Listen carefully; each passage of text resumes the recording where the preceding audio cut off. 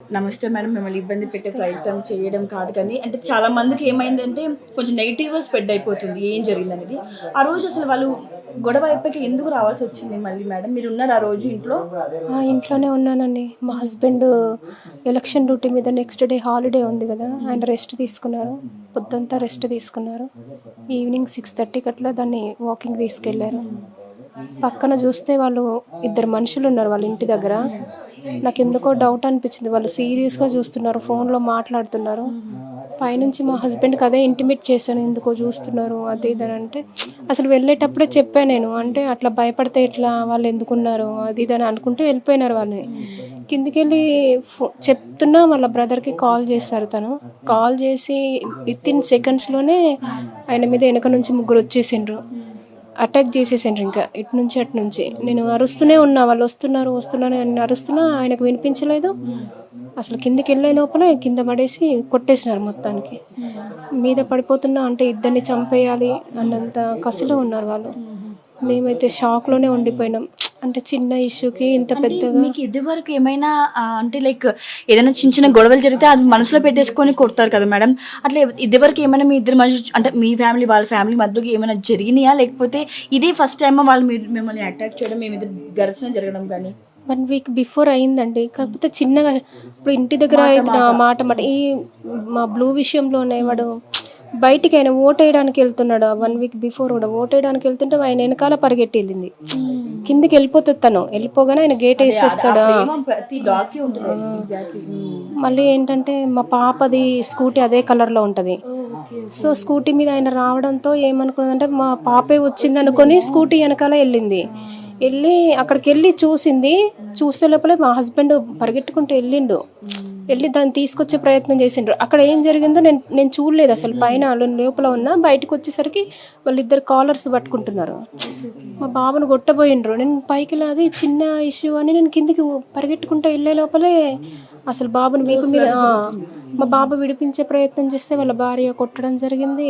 మా బాబుని నేను కొడుతున్నందుకు నాకు చాలా బాధేసి నేను లాగితే నా చెంప మీద ఒకటి బాగా చేసింది, గట్టిగా కొట్టారు. తర్వాత నేను టీషర్ట్ పట్టుకొని గుంజాను, ఆమె నైటీ పట్టుకొని గుంజేసింది. బయటికి లాగాను. మగవాళ్ళు కొట్టుకుంటారు కదా, ఆడవాళ్ళు ఎందుకు వెళ్ళడం మధ్యలోకి అని నేను లాగాను. వల్గర్ లాంగ్వేజ్ యూజ్ చేసింది ఆమె, చాలా వల్గర్గా తిట్టింది. దీంతో నేను వదిలేసే మనకెందుకు, మనం స్టేషన్కి వెళ్ళిపోదాం పదా అని మా హస్బెండ్ని తీసుకొని రావడం జరిగింది. అంటే మన ఫ్రాక్చర్ అయిపోయిందా ఏంటి జరిగింది? మీ బోన్స్ అన్నీ మొత్తం ఇరిగిపోయినాయండి. లోపల మొత్తం డిస్లొకేట్ అయినాయంట. సర్జరీ చేశారండి నాకు. ఇదంతా సర్జరీ. మొత్తం కర్రలతోనే కొట్టేశారు మమ్మల్ని? కర్రలతోనే.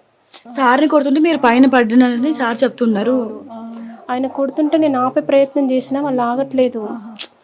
తల మీద తగిలి ఆయనకి ఏమైపోతుందో అని మొత్తం మీద పడిపోతే వాళ్ళు ఇంకా ఇద్దరం బతకకూడదు అని మొత్తం కొడుతూనే ఉన్నారు. చివరిగా మీకు ఏంటి లైక్ అంటే స్టేషన్కి అయితే ఇప్పుడు కస్టడీలో చెప్పారని ఉన్నారని మీ బాబు చెప్పడం జరుగుతుంది. సో చివరిగా ఏం న్యాయం కోరుతున్నారు మీరు ప్రభుత్వానికి? లేదంటే ఇట్లాంటి సిచ్యువేషన్ మాకు ఎప్పుడు కాలేదండి. మేము వీళ్ళు ఉండబట్టి ఇప్పుడు మా హస్బెండ్ వాళ్ళు కూడా 50 ఇయర్స్ అవుతుంది. వాళ్ళు అసలు ఎప్పుడు ఇన్ని సంవత్సరాలలో ఎప్పుడు గొడవలు జరగలేదు. మా పెళ్ళైనప్పటి నుంచి కూడా ఎప్పుడు జరగలేదు. ఇది జరగడం ఫస్ట్ టైం నాకు. అందే ఈ రోజు ఇది జరిగింది. వాళ్ళు వచ్చి 1 ఇయర్ కూడా కాలేదు.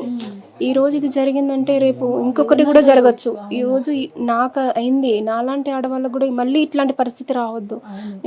నేను ప్రొటెక్ట్ చేయమని అడుగుతున్నా మా బస్తీ వాళ్ళని కూడా, నెక్స్ట్ పోలీస్ శాఖ వాళ్ళని కూడా నేను అదే అడుగుతున్నా. పిల్లలు బయట తిరుగుతారు, కాలేజ్కి వెళ్తారు, నాకు తల్లిగా నాకు భయం ఉంటుంది కదా, నాకు అది ప్రొటెక్ట్ కావాలి అని అడుగుతున్నా.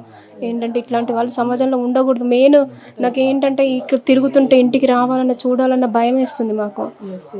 మా బస్తీ వాళ్ళు కూడా సపోర్ట్ చేస్తాము, మీరు టెన్షన్ పడకండి అని వాళ్ళు కూడా చెప్పారు. మా మీడియా వల్ల కూడా చాలా సపోర్ట్ ఉంటుంది. కొంచెం మీరు మీ హెల్త్ జాగ్రత్తగా చూసుకొని తొందరగా రికవర్ అవ్వండి. Thank you madam. ఇప్పుడు ఆపరేషన్ లేకుండానే మోకాళ్లకు ప్లాస్మా ట్రీట్మెంట్, మీ ఆర్థోపెడిక్ సమస్యలన్నిటికీ రోబోటిక్ టెక్నాలజీ ద్వారా తక్కువ ఖర్చుతో శాశ్వత పరిష్కారం, ఫ్రీ కన్సల్టేషన్, ప్రతి ట్రీట్మెంట్ పై 20% డిస్కౌంట్. ఈ ఆఫర్ కొద్ది రోజులు మాత్రమే, త్వరపడండి. V9 hospitals 9281465842.